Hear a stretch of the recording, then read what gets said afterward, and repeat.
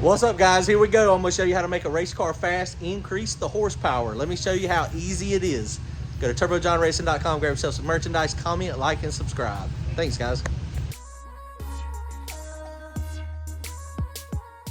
All right, guys, so here you go. This is Randy's car. Y'all are familiar with it. If you're not, little rundown. Small block Ford, 427 cubic inches. Heads are solid, Race Flow Development SC2's billet intake, and a workhorse, precision turbo, 118 millimeter turbo.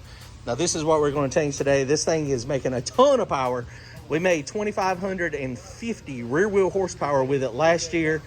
But this year, we're trying to increase that. Let me show you what we got going on. Let me show you what Randy has spent some hard-earned bucks on, and this should make the car faster in the long run. We have not maxed this turbo out by any means, but what he's just bought to put on it should do two things for us. It's going to increase horsepower, it's going to spool faster, and what that's going to do is allow us to 60 foot and 330 faster and harder and quicker. That's where your ET comes from. All right, let me show you. What do you think, Randy? Here we go.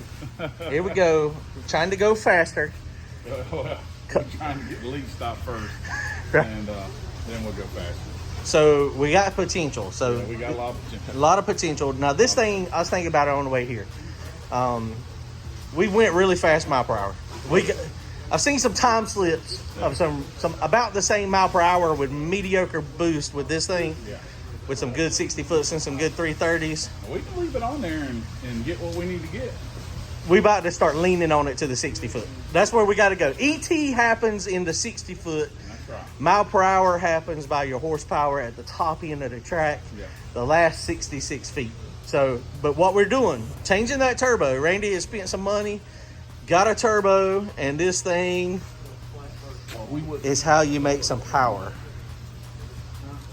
This is a forced inductions 76 millimeter. 76 millimeter, 122 millimeter turbo, 4 millimeters bigger than the Precision. Now this thing flows more.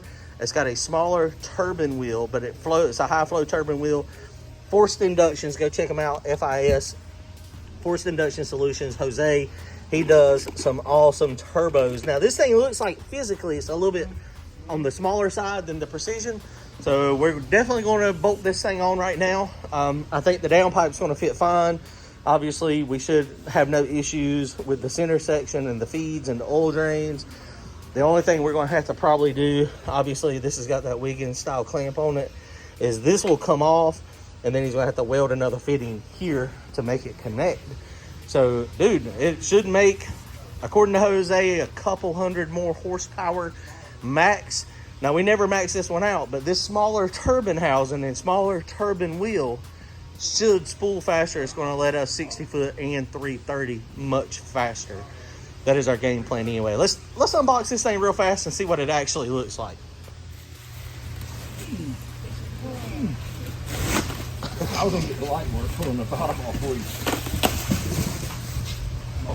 Oh boy. Oh boy. Where's that knife at there? You got a knife at it? Oh, he's got one.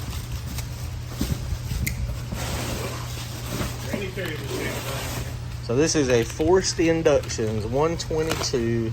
It is a Gen 2 or Gen 3 all aluminum center section. Jose manufactures all that stuff in-house. I don't remember what the AR is on the turbine side. We're fixing to find out here in a second.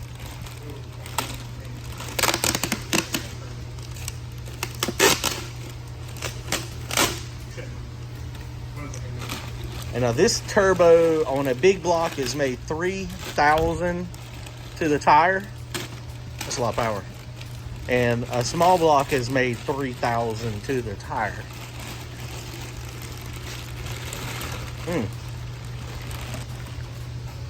Shoo.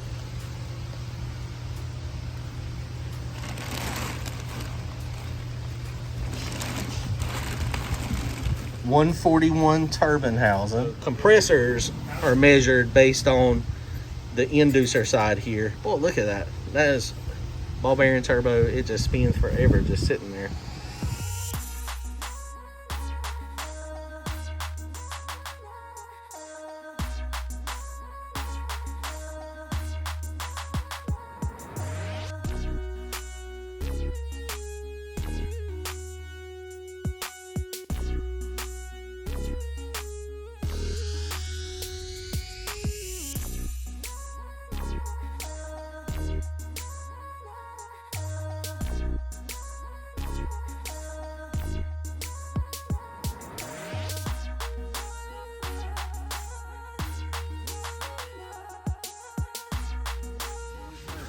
All right, guys, so just like that, the turbo is off.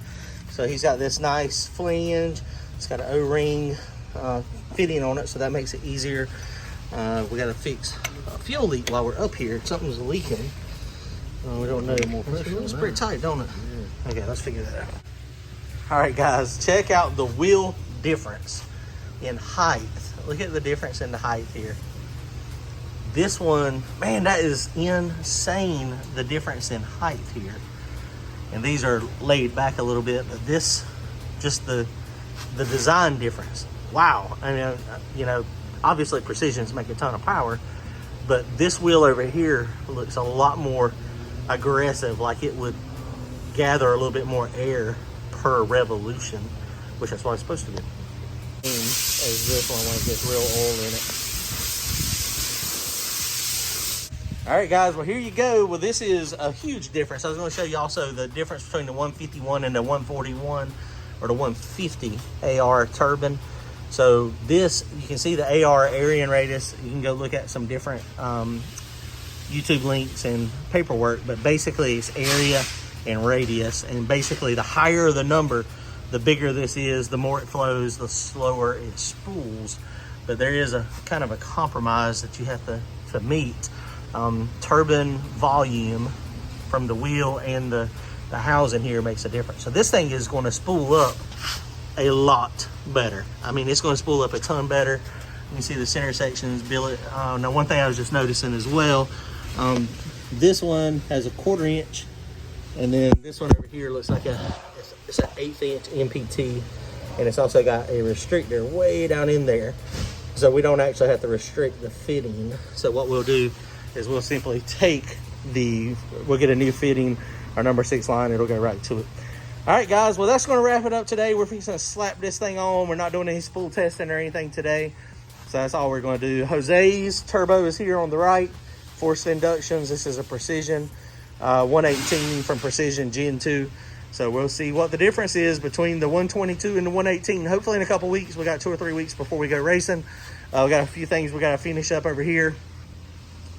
Got a fuel leak, so we got that fitting out. We're putting a new O-ring on that. Looked like the O-ring was kind of beat up, so hopefully that's going to be good. All right, guys, well, that's how you make more horsepower. You increase the size of the turbo. Very simple. It costs cubic dollars to go racing. Just remember that. You can't do it cheap. You can't do it inexpensive. You can. There are some brands out there that are a lot cheaper, a lot less inexpensive, but the big stuff, you got to pay to play, boys. All right, later. Comment, like, and subscribe. See y'all.